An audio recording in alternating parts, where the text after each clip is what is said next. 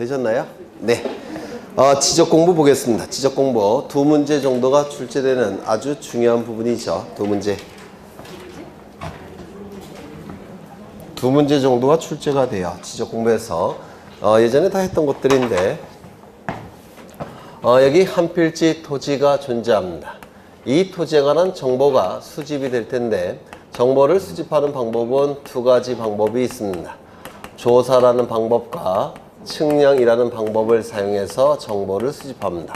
이때 이 정보는 주된 정보는 토지 표시에 관한 정보가 주된 정보가 될 테고 부수적으로 소유자에 관한 정보도 수집이 이루어지게 될 겁니다. 소유자에 관한 정보는 이름, 주민번호, 주소를 의미할 테고 주된 정보인 토지 표시에 관한 정보는 소, 지, 면, 경, 좌표가 될 겁니다. 소는 소재지를 얘기할 테고 지는 지번, 지는 지모, 면은 면적, 경은 경계가 될 겁니다. 처음 하시는 분들은 반드시 외우셔야 돼요. 요 세 가지는 조사를 통해서 수집하는 것이고 요 세 가지는 정밀하게 수집돼야 되니까 측량을 통해서 수집합니다. 아까 말씀드렸죠. 측량을 통해서 경계와 좌표가 수집되면 경계를 가지고 전자면적 측정기를 사용해서 면적을 측정하는 것이고 그리고 측량을 통해서 좌표값이 수집되면 좌표값을 가지고 좌표면적 계산법을 사용해서 면적을 측정하게 됩니다. 그래서 면적을 측정하기 위해서는 먼저 측량이 필요해요. 그래서 면적도 측량이 필요한 겁니다. 면적 경계의 좌표가 나면 무조건 측량 이렇게 연결을 시켜야 돼요. 이때 수집된 정보는 지적 공부라는 공적인 장부를 통해서 지적 공부라는 공적인 장부에 토지 표시에 관한 정보와 소유자에 관한 정보가 지적소관청에 의해서 등록이 이루어질 테고 지적소관청에 의해서 관리가 이루어지고 궁극적으로는 주권자인 국민에게 그 정보는 공시까지 이루어지게 될 겁니다. 이를 지적제도라고 얘기를 했습니다. 이때 이 지적 공부는 크게 두 가지 형태가 있는데 첫 번째, 눈으로 볼 수 있는 가시적 지적 공부.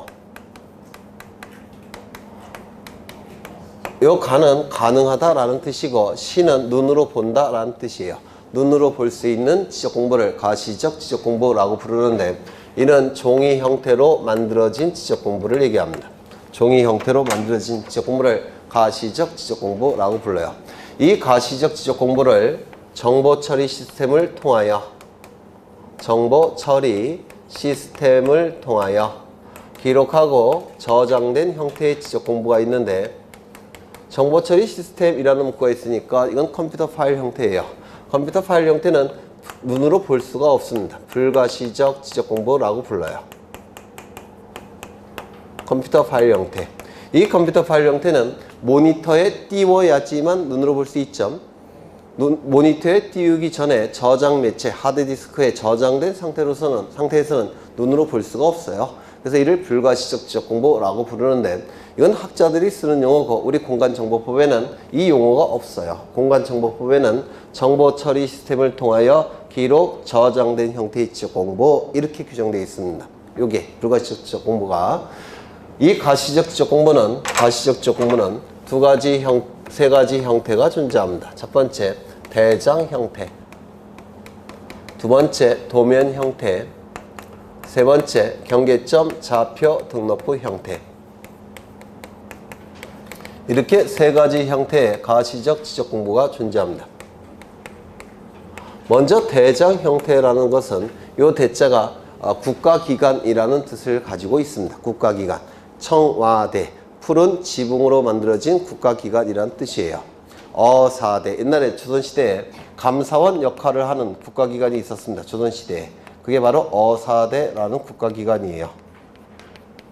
국가기관이라는 뜻을 가지고 있습니다. 장은 장부라는 뜻이 될 겁니다.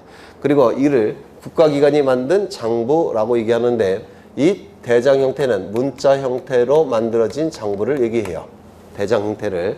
그래서 국가기관이 만든 장부 중에서 가장 많은 내용을 담고 있는 문자 형태로 만들어진 장부, 이를 대장 형태의 장부라고 부르는데 원래는 두 가지만 있었습니다. 토지대장과 임야대장 두 가지만 있었어요. 그런데 사회가 복잡해지다 보니까 특수한 토지들이 나타납니다. 특수한 토지들. 어떠한 토지들이 나타났냐면 한 필지 토지인데 소유자가 한 10명, 10명 정도가 있는 토지가 있어요. 이걸 공유토지, 줄여서 공유지라고 하는데 소유자가 여러 명일 때 이건 특수한 토지로 봅니다. 따라서 이 특수한 토지에 관한 정보를 담고 있는 공유지 연명부라는 장부가 만들어집니다. 공유지 연명부. 이 공유지 연명부는 공유 토지에 대해서 소유자의 이름들을 연속해서 기록한 장부라는 뜻입니다. 공유 토지에 대해서 소유자의 이름들을 연속해서 기록한 장부, 공유지 연명부라는 장부가 만들어집니다. 또한 여기 토지가 이렇게 있을 때 아파트가 들어서는 경우가 있겠죠. 그러면 이 건물의 소유자는, 구분 소유권자는 이 토지를 사용할 수 있는 권리가 있어야 돼요. 이걸 대지권이라고 부르는데요. 이 대지권은 이 아파트라는 특수한 건물이 들어서 있는 토지, 그것도 특수한 토지로 봅니다. 따라서 이 아파트 소유자들이 가지고 있는 권리를 등록한 장부, 대지권 등록부라는 장부입니다. 이것도 대장 형태로 만들어집니다. 아파트 건물이 들어서 있는 토지들, 그 토지들에 대한 정보들이 수집된 장부예요. 즉 대지권이 등록된 장부라는 뜻입니다. 그런데 이 네 가지는 전부 다 문자 형태로 만들어진 장부예요. 이거는 일반적인 대장 형태의 장부가 모든 토지마다 존재합니다. 그 다음에 이 두 개의 장부는 특수한 토지에 관한 특수한 정보만을 담고 있는 장부예요. 그러면 공유지 연명부 대지권 등록부가 작성된 토지도 토지대장 임야대장에는 등록되어 있겠습니까? 네, 당연히 등록되어 있는 겁니다. 이러한 장부가 만들어진 토지도 토지대장이나 임야대장이 당연히 있는 겁니다. 그 다음에 이건 문자 형태로 만들어진 장부죠. 도면은 이건 그림도자를 써요. 이건 종이란 뜻이고 따라서 그림으로 만들어진 장부를 도면 형태의 장부라고 부릅니다. 이 토지대장, 임야대장은 문자로 만들어진 장부이기 때문에 토지의 모양을 알 수가 있습니까? 없습니까? 없어요. 따라서 이 토지대장에 등록된 토지들의 경계를 표시하기 위해서 그림 형태로 만든 장부가 있는데 이를 지적도라고 부릅니다. 임야대장에 등록된 토지들의 경계를 표시하기 위하여 그림 형태로 만든 장부가 있는데 이를 임야도라고 불러요. 이 두 개에 해당되는 도면 형태의 장부는 있을 필요가 없습니다. 왜냐하면 여기에 등록된 토지도 토지대장, 임야대장이 존재한다고 했죠. 그러면 여기에 등록된 토지니까 이 지적도 임야도도 같이 존재하는 겁니다. 여기에 해당되는 도면은 존재하지 않습니다. 그 다음에 이 경계점 좌표 등록부는 토지가 이렇게 존재할 때 이걸 뭐라고 했습니까? 경계. 맞습니까? 그리고 이 경계들이 만나는 점, 이걸 뭐라고 했죠? 경계점. 이 경계점은 경계들이 만나는 점이니까 그림 형태로 표현되는 정보 맞습니까? 그렇죠. 그래서 이 경계점은 그림 형태로 표현되는 정보예요. 즉 도면의 등록 내용을 갖고 있는 겁니다. 도면에 등록되는 내용이에요. 그런데 여기 X축을 설치하고 여기 Y축을 설치해 버리면 여기가 0,0 원점이 될 테고 이 경계점은 좌표값으로 나타날 겁니다. 맞습니까? 이걸 뭐라고 부르냐면 경계점을 좌표값으로 전환시켰다라고 해서 경계점 좌표값 이렇게 얘기를 합니다. 경계점을 좌표값으로 전환시켰다고 해서 경계점 좌표라고 하는데 줄여서 그냥 좌표 이렇게 부릅니다. 이 좌표값을 등록한 장부가 경계점 좌표 등록부인데 이 좌표는 숫자입니까? 숫자는 문자의 일종입니다. 문자의 일종이니까 이거는 좌표값은 어디에 등록되는 내용이에요? 대장에 등록되는 내용입니다. 그래서 도면의 내용을 대장의 형식으로 전환시켜서 등록한 장부라는 뜻입니다. 그러면 두 가지 성격을 다 가지고 있습니까? 다 가지고 있죠. 따라서 이 경계점 좌표 등록부는 도면과 대장의 중간적 성격의 장부다 이렇게 얘기를 합니다. 기출지문입니다. 이것도. 그러면 이 가시적 지적 공부는 종이 형태로 만들어져 있기 때문에 이걸 한 권으로 만들게 되면 너무 두터워져요. 따라서 별책으로 만듭니다. 별책으로 만드니까 몇 개입니까? 하나, 둘, 셋, 넷, 다섯, 여섯, 일곱 개. 요거 자체로 출제하니까 반드시 외우셔야 돼요. 한번 읽어나 보죠. 대장 형태의 장부 네 가지 뭐가 있죠? 토지 대장, 임야 대장, 공유지연명부, 대지권 등록부. 도면 형태의 장부 두 가지가 있죠. 지적도, 임야도. 두 가지 성격을 다 가지고 있는 장부가 있죠. 경계점, 좌표, 등록부. 그래서 요거는 세트입니다. 세트로 움직이는 거예요. 이것도 세트입니다. 그리고 좌표 등록부는 항상 만들어지는 게 아니라고 했죠. 땅값이 비싼 지역, 따라서 분쟁이 자주 발생하는 지역, 따라서 경계점과 경계를 명확하게 정확하게 등록할 필요가 있는 지역, 그 지역에서만 이 좌표 등록부가 작성이 됩니다. 구체적으로는 지적, 확정, 측량, 시시지역, 축척, 변경, 측량, 시시지역에서만 이 좌표 등록부가 작성이 되는 겁니다. 예외적으로 작성이 되는 거예요. 그렇죠? 그 다음에 요거는 모든 토지는 여기 아니면 여기에는 꼭 등록되어 있어야 됩니다. 그러면 어떠한 토지는 이쪽에 등록하고 어떠한 토지는 이쪽에 등록이 되느냐. 우리 사회에서 거래가 잘 되는 토지들, 거래가 잘 되니까 땅값이 비싼 토지들, 땅값이 비싸니까 효율성을 높일 필요가 있는 토지들, 효율성을 높일 필요가 있으니까 지적소관청이 효율적으로 관리할 필요가 있는 토지들, 그 토지들은 토지대장과 지적도에 등록합니다. 거래가 잘 안 되는 토지들, 땅값이 저렴한 토지들, 효율성을 높일 필요가 없는 토지들, 따라서 지적소관청이 효율적으로 관리할 필요성이 떨어지는 토지들은 여기에 등록합니다. 그러면 여기에 등록되는 건 10개, 이쪽은 18개, 요걸 외우셔야 된다고 했죠. 뭐였습니까? 철제, 천구, 유수, 도임. 맞죠? 이쪽에 등록되는 게 철제, 천구, 유수, 묘, 모, 도, 임입니다. 이 10개의 지목만 임야대장, 임야도에 등록되고 나머지는 전부 다 토지대장, 지적도에 등록돼요. 철도, 용지, 제방, 하천, 국어, 유지, 수도용지, 묘지, 목장용지, 도로, 임야. 이것만 임야대장, 임야도에 등록합니다. 그 다음에 이것도 항상 만들어지는 건 아니죠. 특수한 토지에 관한 특수한 정보가 있을 때만 작성하는 거예요. 여기에 등록되는 토지도 이쪽에는 같이 등록되는 겁니다. 그렇겠죠. 그래서 이 억을 외우셔야 되는데 이 가시적 지적공부는 가시적 지적공부 요 7가지는 지적소관청이 청사 지하에 지적서고를 설치해서 여기서 영구히 보존합니다. 지적소관청이 청사 지하에 지적서고를 설치해서 지적서고에서 영구히 보존하게 돼요. 그렇다면 원칙이 반출이 허용이 됩니까? 반출이 허용되지 않습니까? 반출은 금지됩니다. 지적서고 바깥으로 나가게 되면 분실, 소실, 훼손의 가능성이 높아지기 때문에 반출이 허용되지 않아요. 다만 예외적으로 반출이 허용되는 경우도 있습니다. 두 가지가 존재하죠. 첫 번째, 천재지변.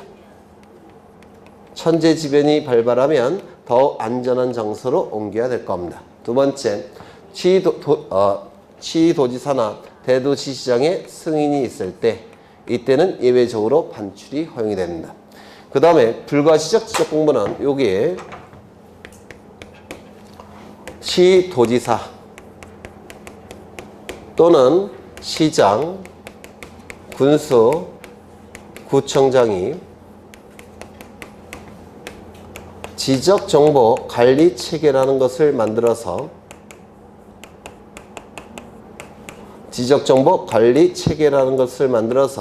여기서 영구히 보존합니다. 이 불가시적 지적공부는 컴퓨터 파일 형태니까 용량이 큰 저장 매체에 저장되겠죠. 따라서 이거는 따로 만들 필요가 없기 때문에 이건 하나로 봐요. 하나. 그래서 가시적 지적공부 7가지, 불가시적 지적공부 1가지, 총 8개의 지적공부가 존재한다. 이렇게 얘기합니다. 그리고 이 불가시적 지적공부는 시도지사가 추가되어 있습니다. 시도지사가 이것 좀 기억해 두셔야 돼요. 시도지사가 추가되어 있다는 거. 여기는 지적소관청으로 되어 있죠. 근데 여기는 이게 지적소관청이죠. 그런데 이 시도지사가 추가되어 있다는 거 기억하셔야 되고요. 두 번째, 이 컴퓨터 파일 형태는 저장 매체가 다양해요. 하드디스크, 자기 디스크, 자기 테이프, 기타 등등.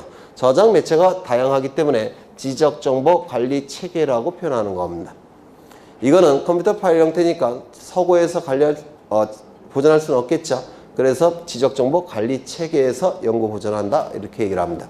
또한 이 컴퓨터 파일 형태니까 반출이라는 용어를 쓰지 않습니다. 이건 종이 형태를 얘기해요. 컴퓨터 파일은 복제라는 용어를 쓰게 될 겁니다. 그렇죠? 근데 이 복제에 관한 규정은 없습니다. 아예. 네. 그렇게 이해해 두시면 될 것 같아요. 여기까지 되셨을까요? 그렇죠. 계속 반복하는 겁니다. 이제 각각의 지적 공부에 등록되는 내용은 어떠한 내용을 등록하는지 요게 두 문제 정도 출제가 됩니다. 토지대장, 임야대장에는 어떠한 내용이 등록되는지, 공유지역명부 대지권 등록부에는 어떠한 내용이 등록되는지, 좌표 등록부에는 어떠한 내용이 등록되는지, 지적도 임야도에는 어떠한 내용이 등록되는지 두 문제가량이 출제가 되니까 꼭 외우셔야 돼요. 먼저 이 소재 지번은 어떠한 지적 공부에 등록한다고 했습니까? 모든 토지. 왜냐하면 지적 공부에는 어느 행정구역에 있는 몇 번지 토지에 대한 지적 공부라는 것을 지적 공부에 반드시 표기해야 돼요. 토지대장, 임야대장은 어떠한 토지에 대한 몇 번지, 어떤 행정구역에 있는 몇 번지 토지에 대한 토지대장, 임야대장인지, 어느 행정구역에 있는 몇 번지 토지에 대한 도면인지, 어느 행정구역에 있는 몇 번지 토지에 대한 공유지역명부 대지권 등록부인지 이걸 다 기록을 해야 됩니다. 이름표 역할을 수행해야 돼요. 따라서 소재와 지번은 모든 지적 공부에 등록하는 겁니다. 모든 지적 공부에. 이름표 역할을 수행하기 때문에 그렇습니다. 되셨을까요? 이거 여러 번 출제가 된 거예요. 소재 지번도. 그 다음에 지목이 등록되는 지적 공부는 두 군데가 있다고 했죠. 네 군데가 토지 대장과 임야 대장에는 정식 명칭으로 등록하고 지적도와 임야도에는 부호로 등록을 하게 됩니다. 아까 외우신 겁니다. 토지대장, 임야대장, 정식 명칭, 지적도, 임야도, 부호. 부호를 만드는 방법은 24개는 두문자, 4개는 차문자. 차문자는 차, 장, 천, 원. 기계적으로 나오셔야 돼요. 면적이 등록되는 지적 공부가 문제인데 면적은 숫자죠. 숫자는 문자의 일종이죠. 맞습니까? 문자니까 여기 네 군데가 될 겁니다. 문제는 공유지역명부 대지권 등록부에 등록된 토지도 토지대장 지적도에도 등록된다고 했죠. 따라서 여기에 면적이 등록이 되니까 여기에는 구태여 등록할 필요가 없습니다. 따라서 이 면적은 두 개의 지적 공부에만 등록이 돼요. 토지대장과 임야대장에만 등록합니다. 여러분은 신뢰할 수가 이거 침 튀겼네. 여러분은 신뢰할 수가 없으니까 이거 여기까지 좀 외우고 가겠습니다. 여기까지. 소재와 지번은 모든 지적 공부. 지목은 토지대장, 임야대장, 정식명칭, 지적도, 임야도, 부호. 24개는 두문자, 4개는 차문자. 차문자는 차, 장, 천, 원. 면적을 좀 외워두셔야 돼요. 토지대장, 임야대장에만 등록합니다. 이유는 아까 설명드렸고요. 그 다음에 여기 경계는 아까 직선이라고 했습니까? 직선은 그림 형태의 정보죠. 따라서 그림 형태의 지적 공부에 등록할 겁니다. 어디입니까? 지적도와 임야도에만 등록합니다. 좌표값은 당연히 경계점, 좌표, 등록부에만 등록하게 될 겁니다. 소유자의 이름, 주민번호, 주소도 문자 형태의 정보 맞습니까? 문자 형태의 정보니까 맨 꼭대기에 등록을 하게 됩니다. 맞습니까? 그런데 이 공유지역명부 소유자의 이름이 여러 명 있겠죠? 이거 갖고 해결이 안 돼요. 그래서 여기도 등록하고 대지권, 구분 소유권자가 구분 건물을 소유하기 위해서 땅에 대해 가는 권리니까 이것도 소유자가 여러 명일 겁니다. 그래서 이것도 여기다가도 소유자에 관한 정보 등록해요. 그래서 소유자에 관한 정보는 네 군데에 등록하는 겁니다. 네 군데. 어디입니까? 토지 대장, 임야 대장, 공유지 연명부, 그리고 대지권 등록부. 모든 대장 형태의 지적 공부에 다 등록합니다. 그런데 소유자에 관한 정보 중에서 이러한 정보가 있습니다. 이 소유자에 관한 정보 중에서 소유자 변경일, 변경한 날짜, 그 원인, 소유권으로 하죠. 소유권 변경 날짜와 그 원인. 소유자가 갑에서 을로 바뀐 날짜. 소유자에 관한 정보 맞습니까? 맞죠? 소유자가 갑에서 을로 바뀐 이유, 원인, 매매인지 증여인지 교환인지 이것도 소유자에 관한 정보예요. 그래서 이 소유자 변경일과 그 원인도 여기 소유자에 관한 정보니까 이 네 군데에 등록하게 됩니다. 특히 여기서 많이 출제해요. 이거를. 그 다음에 두 가지가 추가가 되는데 공유 지번. 이 공유 지번은 공유라는 문구가 있으니까 공유지 연명부에 등록이 될 겁니다. 맞습니까? 그렇죠. 그리고 대지권 등록부에 등록되는 이 대지권은 99%가 공유 지분 형태입니다. 이게 대지권이 99%가 공유 지분 형태니까 당연히 어디에도 등록이 될까요? 대지권 등록부에도 등록이 될 겁니다. 그 다음에 마지막으로 대지권 비율. 대지권 비율이니까 대지권이라는 문구가 있죠. 어디에 등록할까요? 대지권 등록부에 등록할 겁니다. 대지권 비율은 대지권 등록부. 그 다음에 하나 더. 이 지목이 등록되는 지적공부와 축척이 등록되는 지적공부는 일치합니다. 그래서 제가 이렇게 외워달라고 부탁을 드린 적이 있어요. 축지법. 이때 지는 지번이 아니에요. 왜냐면 지번은 모든 지적공부에 등록이 되니까 이건 지번이 될 수가 없어요. 지목을 얘기하는 겁니다. 그래서 여기까지 외우시면 한 90%가 해결이 됩니다. 90%를 암기한 거예요. 처음부터 다시 한번 읽어보죠. 소재 지번은 모든 지적공부, 이름표 역할을 수행하니까 지목은 4개의 지적공부, 토지대장, 임야대장, 정식명칭, 지적도, 임야도, 부호, 면적은 2군데, 토지대장, 임야대장에만, 경계는 직선이니까 그림 형태, 지적도, 임야도에만, 좌표는 좌표, 등록부에만, 소유자에 관한 정보는 꼭대기 4개, 토지대장, 임야대장, 공유지연명부, 대지권 등록부, 공유지분은 2개, 공유지연명부와 대지권 등록부, 대지권 비율은 대지권 등록부.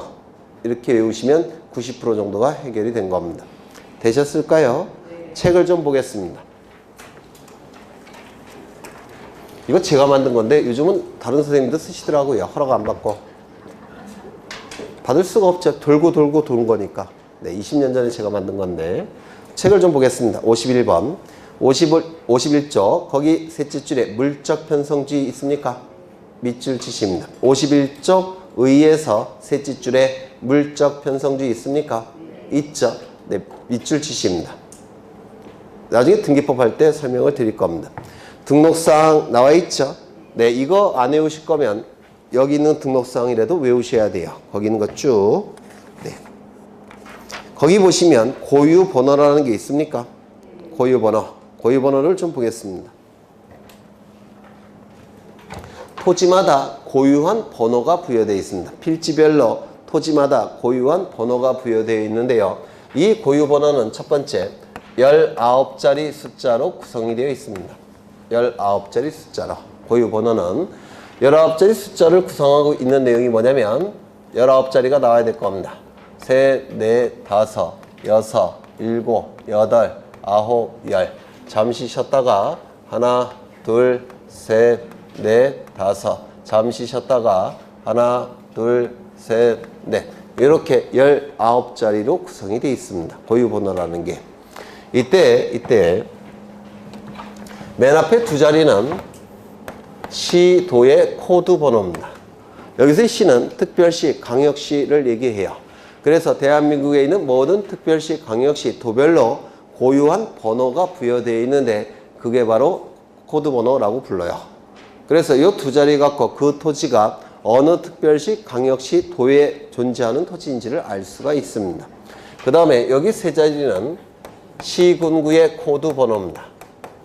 대한민국에 있는 모든 시군구별로 고유한 번호가 부여되어 있는데 그걸 코드 번호라고 불러요. 그래서 이 세 자리 가지고 그 토지가 어느 시군구에 존재하는 토지인지를 알 수가 있습니다. 그 다음에 여기 세 자리는 읍면동의 코드 번호예요. 사실은 읍면의 코드 번호인데 설명의 편의를 위해서 그냥 약간 변형시킨 거예요. 요 세 자리는 읍면의 코드 번호인데 그냥 설명의 편의를 위해서 세 개를 맞추기 위해서 그냥 동도 포함을 시킨 겁니다. 그 다음에 마지막 두 자리는 이게 동리의 코드 번호인데요. 원래는 약간 변형을 시켰어요. 제가 설명의 편의를 위해서 시험에 안 나오는 건 좀 변형시켜도 되죠. 네, 이건 리의 코드 번호입니다. 리의 코드 번호.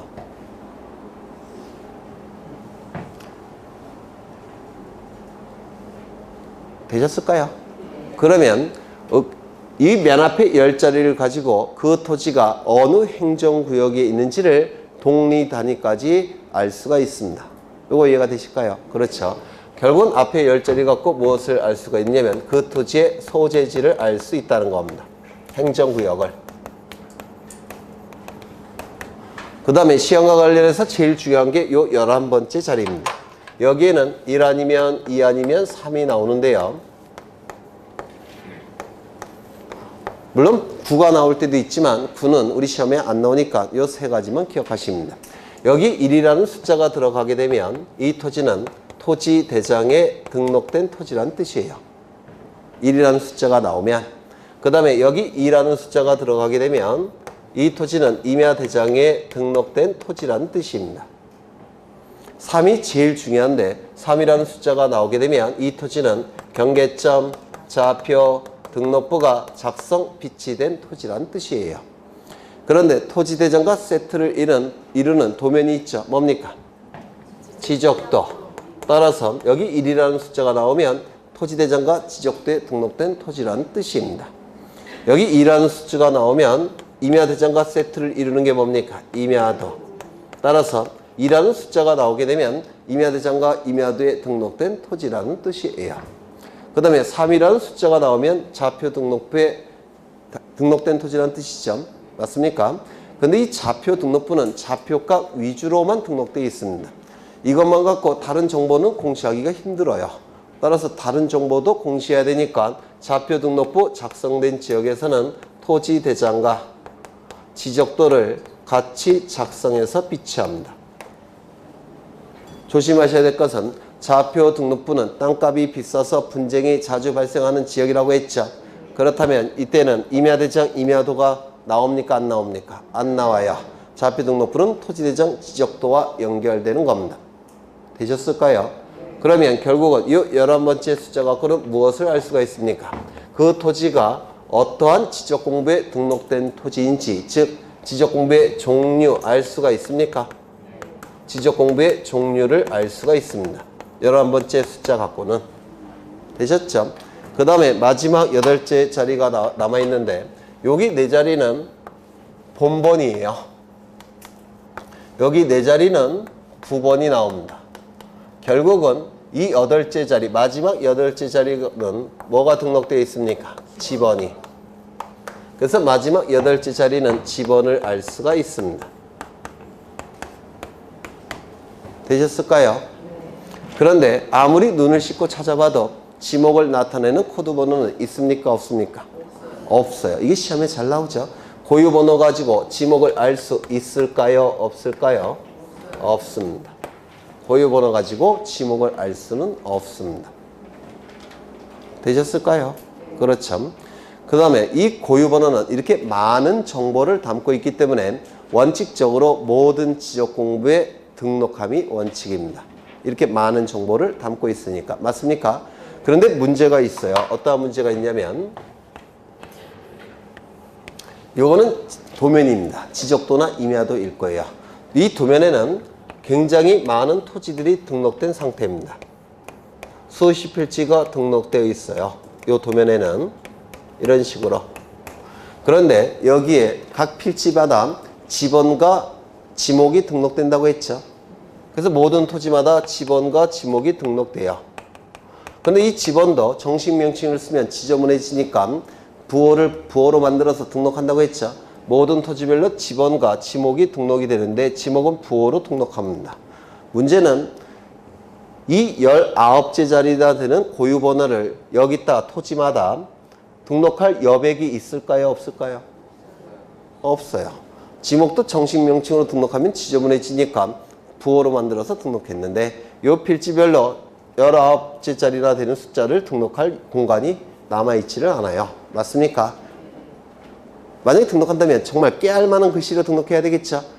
보여요? 안 보여요? 안 보일 겁니다. 따라서 이 고유번호는 6번째, 도면을 제외한 모든 지적 공부에 등록하는 겁니다.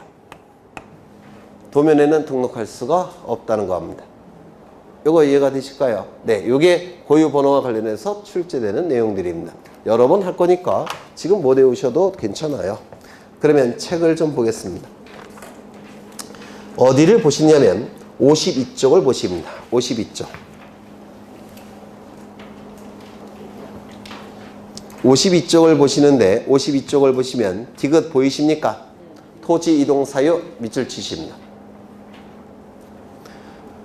그 다음에 미음을 보십니다. 미음을 보시면 등급이라는 문구 보이십니까?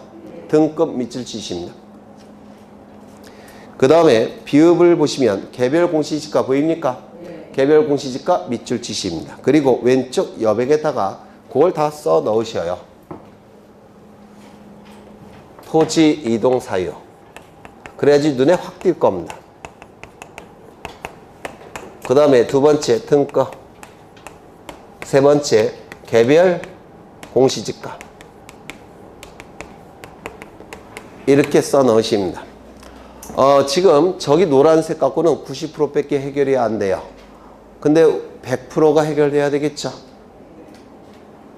저는 강의의 목표가 24개를 목표로 강의를 해요. 그게 제 개인적인 제 생각이니까 그걸 뭐라고 말하지 마세요. 보통 선생님들이 60점만 넘으면 된다고 하죠. 근데 저는 그렇게 강의하지 않습니다. 24개 만점을 목표로 하기 때문에 이것도 다 외우셔야 돼요. 만점을 목표, 등기법도 마찬가지입니다. 만점을 목표로 합니다. 왜냐면 그렇게 목표로 삼아야지만 다 맞지는 못하잖아요. 몇 개가 틀리니까. 그래서 60점, 70점을 목표로 공부를 하시면 까락이 나올 가능성이 있어요. 그래서 만점을 목표로 공부를 하시는 게 저는 개인적으로 그렇게 생각을 합니다. 나올 수 있는 건 다 보는 겁니다. 요거는 따로 외워주셔야 됩니다. 이거는 시험에 잘 나와요. 그래서 토지대장, 임야대장에 등록되는 특별한 등록사항입니다. 먼저 토지 이동 사유. 지적제도 중에서 가장 중요한 제도가 토지 이동이에요. 따라서 가장 완전한 형태의 장부인 토지대장, 임야대장의 토지 이동 사유도 등록해야 됩니다. 그리고 등급이나 개별 공시지가는 세금과 관련돼 있죠. 따라서 가장 많은 내용을 담고 있는 토지대장, 임야대장에 등록을 해야 됩니다. 읽거나 보시죠. 시험에 잘 나오니까. 첫 번째, 토지 이동 사유. 두 번째, 등급. 세 번째, 개별 공시지가. 자꾸 읽으셔야지만 익숙해지십니다. 그 다음에 하나씩은 3월 달에 볼 겁니다. 다 볼 거예요. 3월 달에. 그 다음에 넘어가겠습니다. 54쪽에 공유지 연명부가 나와 있는데 이 공유지 연명부 그리고 56쪽에 대지권 등록부가 나와 있는데 이건 이거 갖고 다 해결이 돼요. 이거 갖고. 그리고 하나씩 보는 거는 3월 달에 볼 거예요. 3월 달에. 넘어가겠습니다. 그 다음에 도면이 나와 있죠. 지적도, 임야도가 나와 있는데 지적도, 임야도. 거기 일단은 2번에 도면에 축척 있습니까? 우리 공간정보법에서 사용하고 있는 축척, 축소 비율은 총 7가지입니다. 500분의 1, 600분의 1, 1000분의 1, 1200분의 1, 2400분의 1, 3000분의 1, 6000분의 1. 7가지 축척만 사용할 수가 있어요. 다른 축척은 사용할 수가 없습니다. 100분의 1이 500분의 1보다는 더 정밀하겠죠. 그럼 100분의 1을 사용할 수 있느냐? 없습니다. 공간정보법에서 인정하는 축척 비율은 요거 딱 7가지예요. 그런데 지적도에서는 7가지를 다 사용합니다. 임야도에서는 2가지만 사용하게 돼요. 3000분의 1, 6000분의 1. 그래서 요게 작년에 출제가 됐습니다. 너무 쉬운 문제였어요. 이것도. 그 다음에 지적도면에 복사 나와 있습니까? 거기 첫째 줄 보시면 국가기관, 지방자치단체, 지적측량 수행자 밑줄 치시입니다. 얘네만 복사할 수 있습니다. 다른 애는 복사 못해요. 그 다음에 거기 동글뱅이 3번을 보시면 복사한 지적도면은 여기 밑줄 치죠. 신청 당시의 목적 외의 용도로는 사용할 수 없다. 신청 당시의 목적 이외의 용도로는 사용할 수 없다. 밑줄 치십니다. 그 다음에 등록상 몇 가지만 확인할 텐데요. 거기 니은에 지적도면에 제명, 축청 나와 있습니까? 지적도면에 밑줄 찌지 마시고요. 그냥 지적도면에 제명이라는 게 있죠. 제명은 이름을 얘기해요. 이름, 도면의 이름. 그 다음에 거기 디귿에 도각선과 도각선 수치 나와 있습니까? 네, 그냥 보시기만 하셔요. 그 다음에 오른쪽을 보시면 삼각점 및 지적기준점의 위치, 건축물 및 구조물의 위치 있습니까? 위치를 설명할 때 말로 설명하는 게 상대방이 이해가 쉬울까요? 그림으로 딱 표시하는 게 이해가 쉬울까요? 그림으로. 따라서 위치라는 문구가 나오면 무조건 도면이에요. 위치라는 단어가 나오면 무조건 도면입니다. 그래서 삼각점 및 지적기준점의 위치, 건축물 및 구조물의 위치는 당연히 어디에 등록한다고요? 도면으로. 그림이니까. 네. 그 다음에 넘겨보십니다.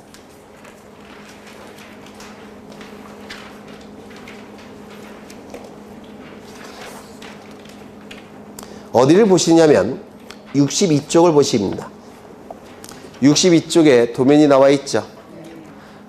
맨 왼쪽에 십자가 모양의 그림이 있습니까? 이걸 색인도라고 불러요. 색인도. 색인도는 도면을 찾는 나침반 역할을 합니다. 색인도는 도면을 찾는 나침반 역할을 하는데 이때 그 색인도 가운데 검은색 음영이 칠해져 있고 숫자가 하나 있죠. 뭐라고 되어 있습니까? 8. 이 8이 의미하는 바는 여러분이 보시는 그 도면은 제8호 도면이란 뜻이에요. 8호 도면. 그렇다면 이 도면의 왼쪽에 있는 토지를 보고 싶다면 몇 호 도면을 찾아보면 될까요? 7호 도면을 찾아보면 알 수가 있습니다. 이 도면의 오른쪽에 있는 토지들을 보고 싶다면 몇 호 도면 찾아보면 될까요? 9호 도면. 위쪽에 있는 토지를 보고 싶다면 2호 도면. 아래쪽 토지를 보고 싶다면 13호 도면. 그러면 색인도 가지고 도면을 찾을 수 있겠습니까? 있죠. 그래서 이 색인도는 도면을 찾는 나침반 역할을 수행합니다. 되셨을까요? 그 다음에 오른쪽을 보시면 용인시 운학동 지적도라는 표현이 있죠. 용인시 운학동. 동은 뭘까요? 지번부여 지역을 얘기합니다. 맞습니까? 도시지역은 동, 농촌지역은 리를 얘기하죠. 그래서 용인시 운학동에 있는 용인시 운학동이라는 지번부여 지역의 지적도다라는 뜻입니다. 요게 되셨을까요? 용인시 운학동이라는 지번부여 지역의 지적도다. 여기가 제명입니다. 용인시 운학동 지적도. 요게 제명이라고 불러요. 용인시 운학동이라는 지번부여 지역의 지적도다. 이런 뜻입니다. 제명. 되셨을까요? 좌표값이 있을 때는 제명 옆에 좌표라고 표기합니다. 좌표값이 있을 때는 제명 옆에 좌표라고 표기하고요. 그 다음에 용인시 운학동이라는 지번부여 지역에는 지적도가 몇 장이 있을까요? 네, 총 20장이 존재한다는 뜻입니다. 총 20장이 존재하는데 여러분이 보시는 그 도면은 몇 호 도면이라는 뜻입니까? 제8호 도면이라는 뜻이에요. 되셨을까요? 네, 다시 네, 그 정도 보실 거예요. 그 정도 보시면 이해하시면 될 테고요. 이제 넘어가겠습니다. 어디로 넘어가시냐면 63쪽을 보십니다. 63쪽 피셨습니까? 63쪽을 보시면 의에서 동글뱅이 3번에 셋째 줄 보시면 중간적 성격의 공부 나와 있습니까? 경계점 좌표 등록부는 도면의 내용과 대장의 내용을 다 갖추고 있으니까 중간적 성격의 장부다 라고 부릅니다. 밑줄 치시고요. 그 다음에 4번을 보시면 장단점이 나와 있죠. 지난주에 도의 지적과 수치 지적의 장단점을 빨간색으로 표시한 적이 있죠. 그래서 요거 좌표 등록부에서 자주 출제가 되니까 별표 치십니다. 치셨습니까? 동글뱅이 3번. 경계점 좌표 등록부는 전문 지식이 없는 사람의 경우에는 이해가 곤란한 반면 정밀도를 높일 수 있는 장점이 있다 이렇게 돼 있죠. 그리고 비용도 많이 든다고 했죠. 그렇죠. 등록사항은 일단은 이거 갖고 다 해결이 돼요. 그리고 몇 가지가 추가가 되는데 그건 3월 달에 하나씩 설명을 드릴 때 설명을 하겠습니다. 그리고 넘어가겠습니다. 거기 경계점 좌표 등록부의 빛이 나와 있는데 동글뱅이 2번 체크하십니다. 좌표 등록부는 비용이 대단히 많이 들기 때문에 모든 토지마다 작성 비치할 수는 없어요. 그렇죠? 그래서 땅값이 비싼 지역, 땅값이 비싸니까 분쟁이 자주 발생하는 지역, 분쟁을 미리 방지하기 위해선 경계점을 정밀하게 등록할 필요가 있는 지역, 그 지역에서만 좌표 등록부를 작성 비치하게 되는데 거기에 해당되는 지역은 두 군데예요. 첫 번째, 지적 확정 측량 시시 지역, 두 번째, 축척 변경 측량 시시 지역. 이 지역에서만 좌표 등록부를 예외적으로 작성 비치하게 됩니다. 요거 기억해 두셔야 돼요. 그 다음에 좌표 등록부는 좌표값 위주로 공시가 되니까 다른 정보를 공시할 수가 없죠. 따라서 토지대장과 지적도도 같이 작성 비치하게 됩니다. 조심하셔야 될 것은 임야대장, 임야도와 연결시켜서는 안 되셔요. 토지대장, 지적도와 연결시켜야 됩니다. 넘어가겠습니다. 66쪽을 보시는데요. 66쪽을 보시면 지적공부의 비치 및 보전 나와 있습니까? 거기 지적공부의 보전을 보시면 첫째 줄, 이건 가시적 지적공부를 얘기하는데 밑줄 지적, 지적소관청 밑줄, 옆에 지적소고 밑줄, 그 밑에 제외란 단어 있습니까? 제외 밑줄, 영구히 보전 밑줄. 왜 제외시켜요? 불가시적 지적공부는 따로 보관하죠. 그렇죠. 그 다음에 동글뱅이 2번은 불가시적 지적공부를 얘기합니다. 즉 정보 처리 시스템을 통하여 기록 저장된 형태의 지적공부, 컴퓨터 파일 형태를 얘기하죠.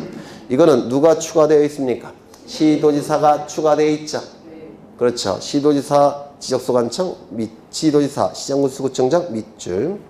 그 다음에 이거는 창고에서 보관하는 게 아니죠. 지적서고에서 보관하는 게 아니라고 했죠. 지적정보관리체계라고 두리뭉실하게 표현한다고 했죠. 밑줄. 영구히 보존 밑줄. 그 다음에 거기 3번을 보시면 지적서고의 설치 기준 나와 있습니까? 거기 오른쪽을 보시면 4번 있습니까? 창문과 출입문은 이중으로 하되 바깥쪽 문은 반드시 철제로 하고 바깥이니까 안쪽 문은 곤충 등의 침입을 막을 수 있도록 철망 등을 설치할 것 이렇게 나와 있죠. 이게 작년에 출제가 됐는데 어떻게 출제했느냐면 바깥쪽 문과 안쪽 문을 바꿔서 출제했어요. 요게 작년의 문제가, 이런 문제는 좀 예의상 틀려주는 게 맞는 것 같아요. 아주 작정하고 틀리라고 낸 문제니까 이런 거 그냥 가볍게 틀려주시면 돼요. 물론 상식으로 봐도 이게 틀린 건 아셨을 거예요. 아마도. 네. 그래서 이 한 문제 빼고서는 11문제는 다 득점할 수 있는 쉬운 문제들이 나왔습니다. 이 한 문제 빼고는. 그 다음에 지적공부의 반출 설명드렸죠. 예외가 두 가지가 인정이 된다고 했죠. 천재지변 또는 시도지사 대도시장의 승인. 뭐라고 자꾸 출제하냐면 국토교통부 장관의 승인 이렇게 출제합니다. 국토교통부 장관이 아니라 시도지사 대도시장의 승인. 그렇죠. 그 다음에 복제 나와 있는데 밑줄 치시입니다. 국토교통부 장관 밑줄. 그 밑에 보시면 지적공부 밑줄.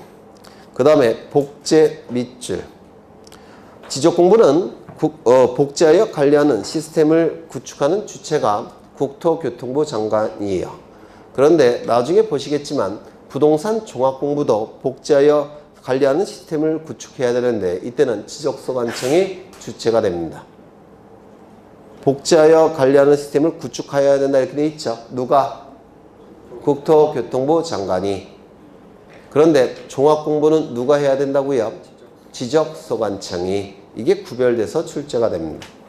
그 다음에 지적정보전담관리기구 설치 나와 있는데 첫째 줄을 보시면 국토교통부 장관 보이십니까? 밑줄. 두째 줄 보시면 국토교통부 장관 보이십니까? 밑줄. 그 다음에 오른쪽 가보시면 주민등록 전산자료 보이십니까? 주 동그라미. 아랫줄에 가족관계 등록 전산자료 보이십니까? 가 동그라미.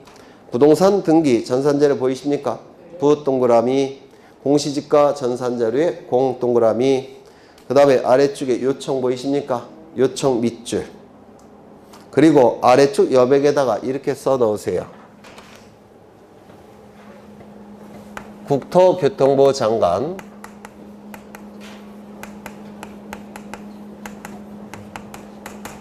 국토교통부 장관이 여러분에게 부동산만 공부하지 말고 주가도 공부해 보라고 요청을 했다는 겁니다.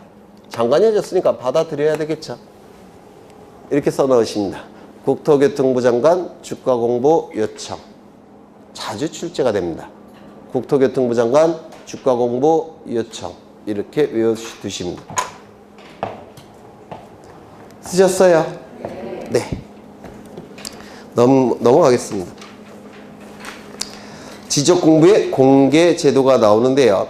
첫 번째, 열람과 등본 교보가 나오죠. 열자는 눈으로 본다라는 뜻을 가지고 있고요. 람자는 눈으로 본다 람자입니다. 따라서 지적공부를 눈으로 볼 수 있는 제도가 열람제도고, 등본은 복사본을 얘기해요. 그래서 복사본 교부를 신청하는 제도가 등본 교부 제도예요. 이때 신청을 보시면 동글뱅이 1번을 보시면 지적공부를 열람이나 그 등본을 발급받으려는 자는 보관하고 있는 자에게 신청해야 되겠죠. 보관하고 있는 자는 가시적 지적공부는 누굽니까? 지적서관청이죠. 지적서관청 밑줄. 지적서관청에게 신청합니다. 부채줄 보시면 다만 정보 처리 시스템을 통하여 기록 저장된 지적공부의 열람이나 등본을 발급받으려는 경우에는 시장, 군수, 구청장, 읍면동장 밑줄. 이 컴퓨터 파일 형태는 시도지사가 관리도 하죠. 맞습니까? 시도지사가 포함된다고 했죠. 그렇다고 해서 일반 국민이 시청, 도청 소재지에 가서 이거 열람이나 등본 발급 신청하기에는 거리가 멀 수도 있죠. 따라서 국민의 편의를 위해서 시도지사 빼고 대신 전산망이 다 연결되어 있기 때문에 읍면동장을 추가시켰습니다. 이거 이해가 되십니까? 그래서 시도지사가 빠지고 누가 추가되어 있다고요? 읍면동장. 이게 왜 가능하냐면 전산망이 다 연결되어 있기 때문에 이게 가능해요. 국민의 편의를 위해서 전산망이 연결되어 있으니까 시도지사를 빼고 읍면동장을 추가시켰다는 거, 어렵게 출제가 되면 이것도 물어볼 수가 있습니다. 그 다음에 오른쪽을 한 페이지 넘겨보시면 G10쪽에 수수료 납부 있습니까? 3번에 네. 거기 기역과 니은은 출제가 자주 됩니다. 기역과 니은 1번에 기역과 니은은 출제가 자주 되니까 별표 치시고요. 그 다음에 오른쪽을 보시면 4번 있습니까? 그러니까 수수료 납부에서 동글뱅이 1번 별표 치셔야 되고요. 그 다음에 2번, 3번은 출제가 된 적은 있는데 이것까지 외우긴 힘들겠죠. 네. 그래서 무시하고 오른쪽에 4번 있습니까? 4번 꼭 기억하셔야 됩니다. 지적공부 열람 및 등본 발급을 인터넷을 통해서 신청할 경우에는 수수료 무료입니다. 이게 왜 문제가 되느냐면 부동산 종합공부라는 장부가 있는데 부동산 종합공부는 인터넷을 통해서 열람을 신청할 때는 무료지만 등본 발급을 신청할 때는 유료예요. 뒤에 나옵니다. 뒤에. 그것과 비교해서 이게 출제될 가능성이 있고요. 그 다음에 수수료 면제 별표 치시입니다. 치셨습니까? 그 다음에 지적 전산자료 이용 별표 치시입니다. 그 다음에 거기 71쪽 맨 아래쪽을 보시면 심사 기준이 나오는데 설명은 나중에 할 거예요. 아직은 어려우실 테니까. 여기 타당성에서 타 동그라미, 적합성에서 적 동그라미, 공익성에서 공 동그라미 치시입니다. 치셨어요? 71쪽 맨 밑에 71쪽 맨 밑에 타당성, 적합성, 공익성 있죠? 타, 적, 공. 여기 동그라미 치십니다. 타, 적, 공. 치셨어요? 넘겨보십니다. 개인의 사생활 침해 여부 있죠? 사생활 밑줄. 그 다음에 밑에 보시면 사용 방지 있죠? 방지 밑줄.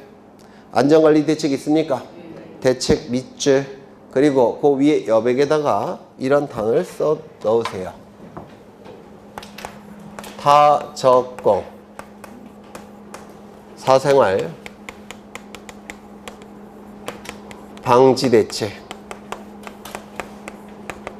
이렇게 여백에다가 써 넣으십니다. 타적공 사생활 방지 대책. 이건 두 문자인데요. 미리 써 넣으라는 이유는 한 번이라도 더 보기 위해서. 두 문자는 한 번이라도 더 눈으로 보기 위해서 그냥 미리 써놓습니다. 이거는 중앙행정기관의 심사 기준인데 설명은 나중에 드릴 거예요. 그 다음에 거기 지적 전산 자료에 사용이 있습니까? 네, 이것도 별표. 돈과 관련된 게 자주 출제가 돼요. 돈과 관련된 게. 되셨을까요? 네, 오늘은 여기까지만 보겠습니다. 마저 볼까? 종합 공부를. 마저 보죠. 네. 종합 공부를 보시면 관리 및 운영이 나와 있는데 첫째 줄 지적소관청 있습니까? 밑줄. 지적소관청 밑줄. 그 다음에 동글뱅이 2번을 보시면 지적소관청 있습니까? 지적소관청 밑줄. 그 다음에 옆에 영구히 보전이 있습니까? 영구히 보전 밑줄. 그 다음에 그 밑에 보시면 복제하여 관리하는 정보관리 체계를 구축 나와 있습니까? 아까 지적 공부는 복제하여 관리하는 정보관리 체계를 구축하는 주체는 누구라고 했습니까? 국토교통부 장관. 종합공부는 주체가 누굽니까? 지적소관청. 맞습니까? 그래서 지적공부는 국토교통부 장관이 복제의 주체가 될 테고요. 그 다음에 종합공부는 복제의 주체가 누구라고요? 지적소관청. 이렇게 기억하시라는 겁니다. 그 다음에 동글뱅이 3번을 보시면 상시적이라는 문구 있습니까? 상시적 밑줄. 그 다음에 4번의 둘째 줄 보시면 요구라는 단어 있습니까? 요구 밑줄. 이 부동산 종합공부라고 되어 있으니까 부동산이라는 표현이 있죠. 따라서 건물이 들어갈까요? 들어가지 않을까요? 들어갑니다.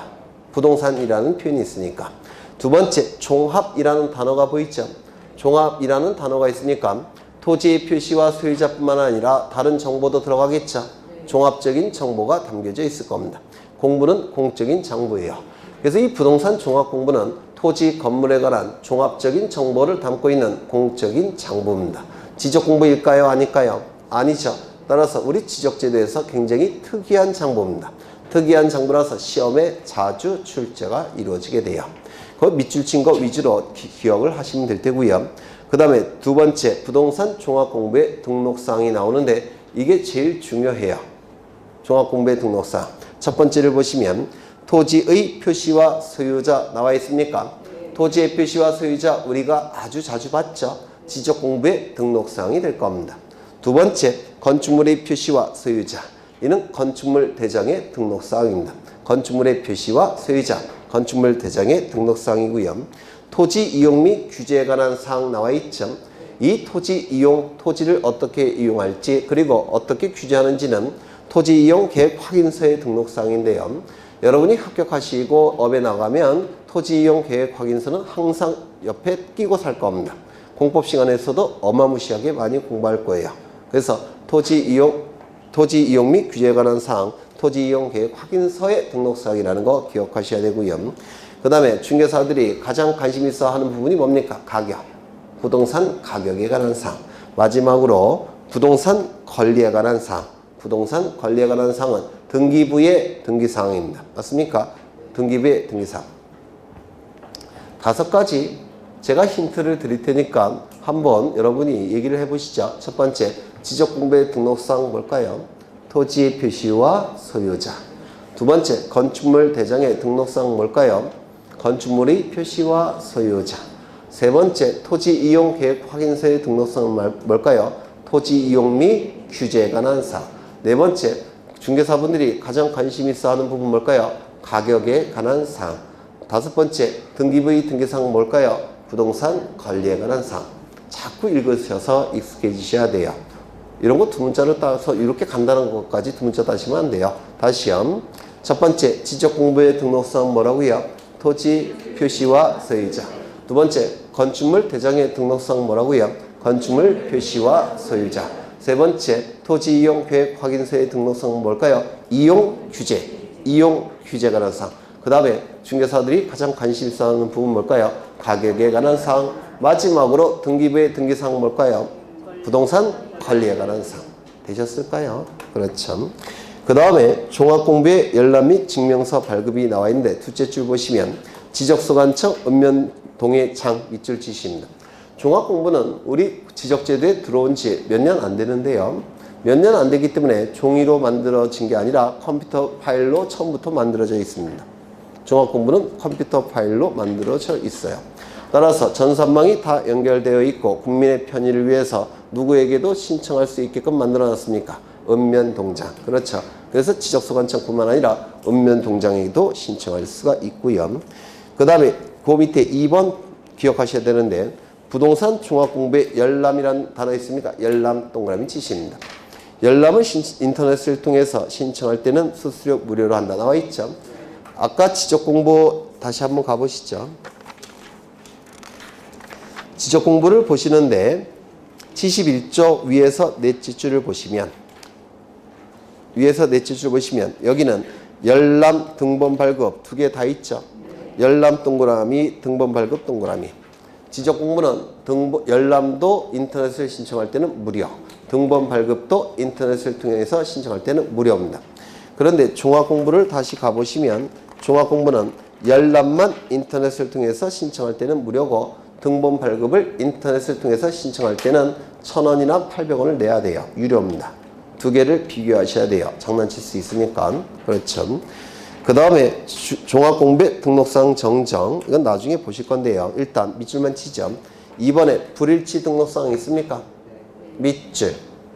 그 다음에 그 밑에 요청 있습니까? 동그라미. 나중에 설명을 드릴 겁니다. 아직은 어려우실 테니까. 그 다음에 한 페이지 넘겨보시면 지적공부의 복구 나와 있습니까? 복구. 여기 지적공부의 복구 오늘 나눠드린 프린트 있죠? 있습니까? 사실은 오늘 여기까지 했어야 돼요. 근데 못했는데 이 지적공부의 복구 오른쪽을 보시면 복구 절차가 있죠. 복구 절차 읽어보시면 아시겠지만 뭔 말인지 몰라요. 읽어보셔도 하얀색은 종이, 검은색은 글씨 이것만 캐치가 될 겁니다. 그래서 이 내용이 우리 시험에 출제가 되는데요. 이걸 좀 분명하게 명확하게 여러분이 이해되도록 하기 위해서 프린트를 나눠 드린 건데요. 프린트를 숙지하신 다음에 읽으시면 그때 뭔 말인지 아시게 될 거예요. 그래서 이 프린트는 거기 복구 75쪽 맨 위에 풀로 붙여 넣으세요.